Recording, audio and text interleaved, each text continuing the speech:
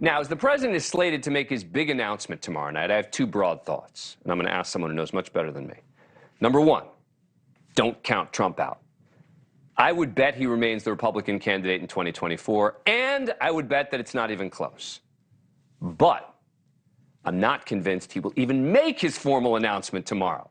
He may, but I would not be surprised if he gathers the media in the country to Mar-a-Lago for the big announcement, speaks to a live audience for an hour tomorrow night, and then teases another announcement where he'll make it official.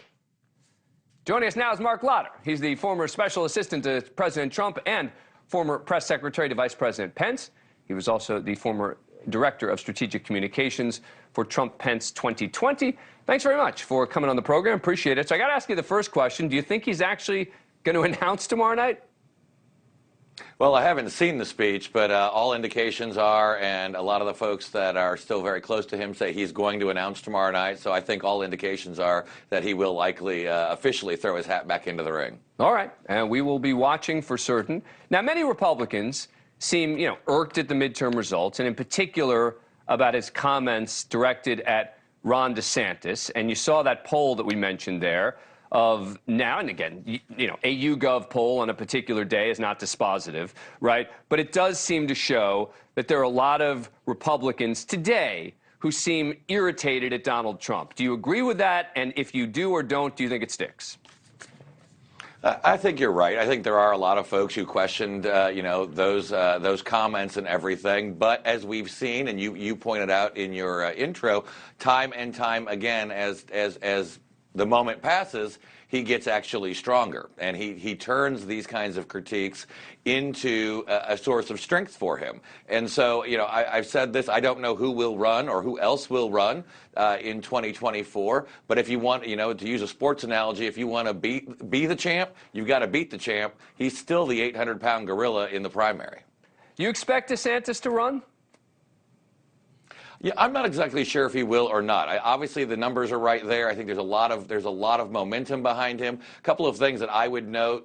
He's got to be reelected, or he's got to take the oath of office again. Then his legislative session runs March through May. So, the earliest he could announce, using a traditional model, he could go outside of that tradition, would be late May, early June.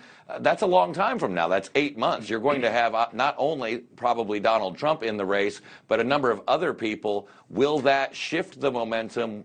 Will they either go back to Trump? Will they find another candidate or another horse to ride to take him on? Or can he keep that energy and excitement going for 8 months until he can actually throw his hat in the ring? That's the challenge he faces. Now, you also worked for Mike Pence, and he has had some tough words for Donald Trump lately. He sat down with David Muir of ABC and talked about the president's actions on January 6th.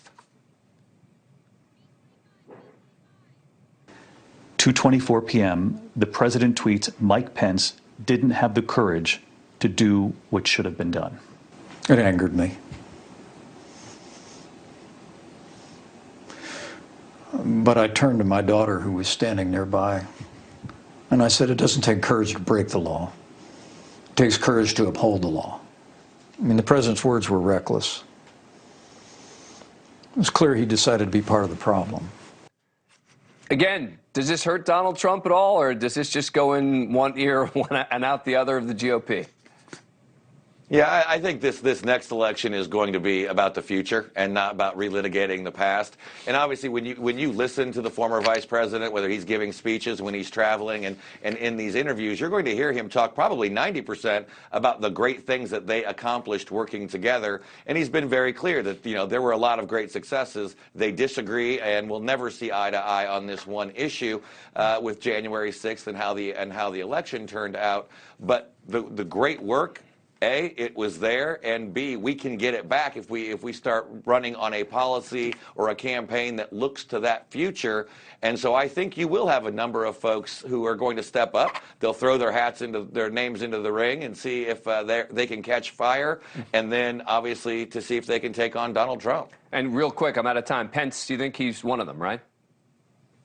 I think he will be. He and his family will think about it. They'll look at the numbers. They'll pray. And he's called to service. And I think that fits where he believes he can add to this conversation. Thank you for watching.